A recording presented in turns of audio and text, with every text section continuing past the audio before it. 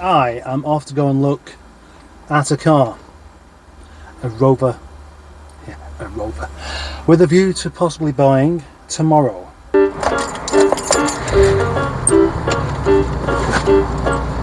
Warnings about items going missing 2 years ago emerged.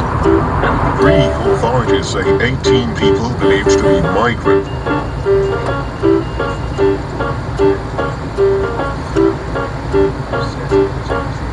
There's no need to press that button, there's no traffic.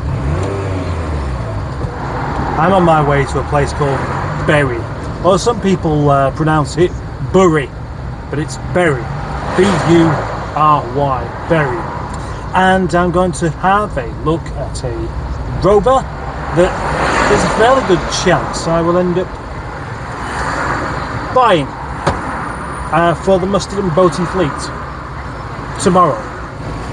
It's just taking considerably longer than what I was hoping it would do because of heavy traffic, very heavy traffic. I'm supposed to be there at 5, it's 10 past now. Traffic's that way, so I'm going to go the other way.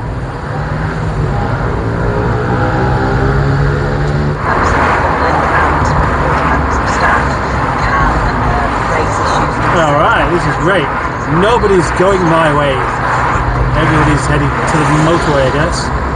Not me. We live in a normal year and not one. Now this particular car is not going to win any kind of awards for prettiness or anything like that. It's definitely the kind of car that you would quite happily park outside your house and not really worry about it at all, even though it's actually quite rare.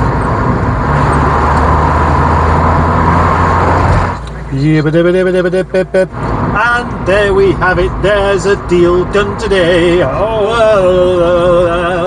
A deal is done today on a lovely little Rover that I will be getting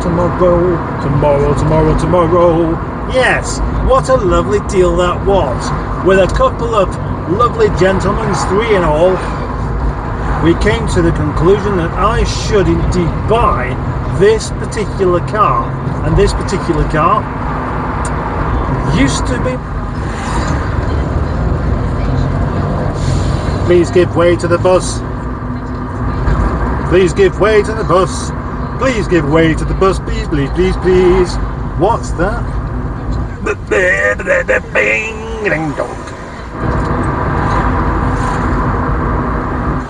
Now, it's time to stop faffing about and show you the car.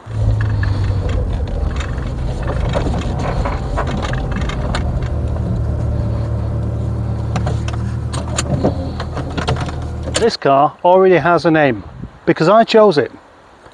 It is Harry Seacombe. Long-term followers of this channel will remember this car. It's a Rover 620. I bought it from Oldham. I paid for it, and then when I got it on the truck, I discovered that the catalytic converter had been stolen, and it didn't run because it needed a fuel pump, and that really put me off quite a bit. But also, I believed that the fuel pump was okay. It was just the relay that had gone wrong, and I changed it for one that looked worse than the original. It turned out that the relay was fine. This was enough for me to lose even more motivation around this car. But every time I come along and sit in it and end up thinking, they're a really nice car, these.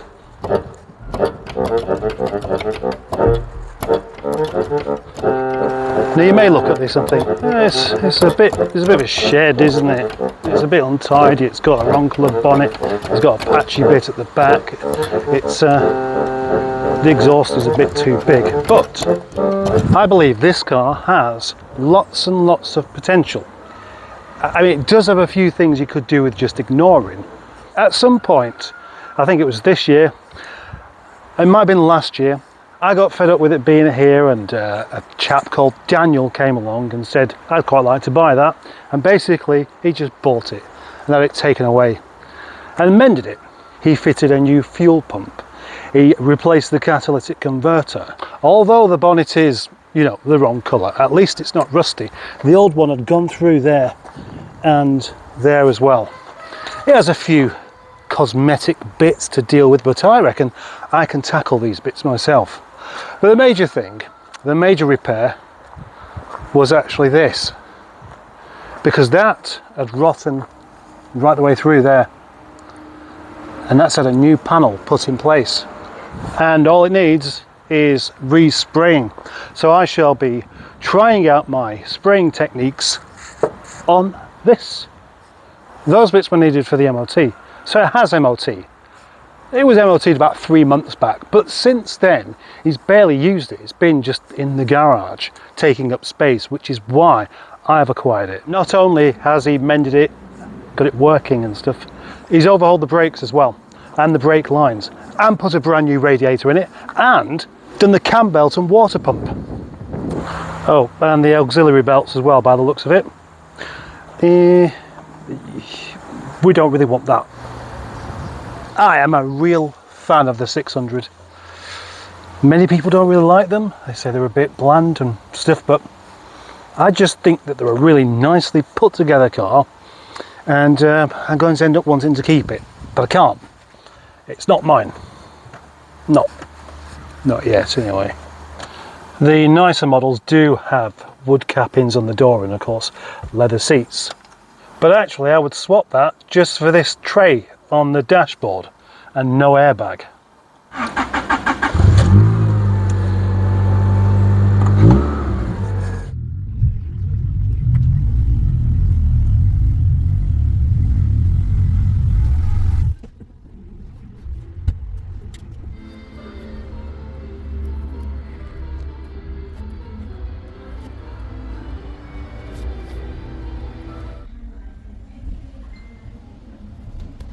I actually feel really quite happy about this one. I've just got a good feeling. I do need to improve my spraying skills for that back end, but that's why it's inside as well, because obviously I don't want it going rusty.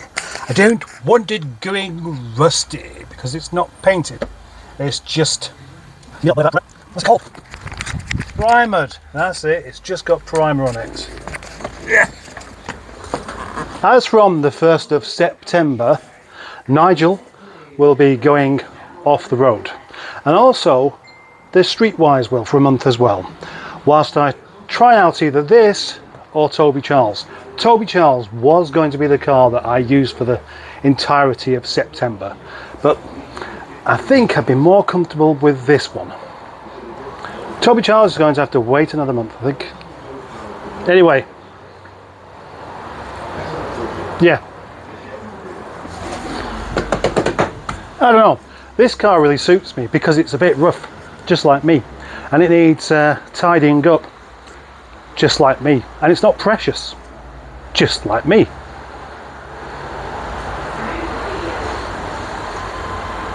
What else is it just like me with? Well, it's quite big.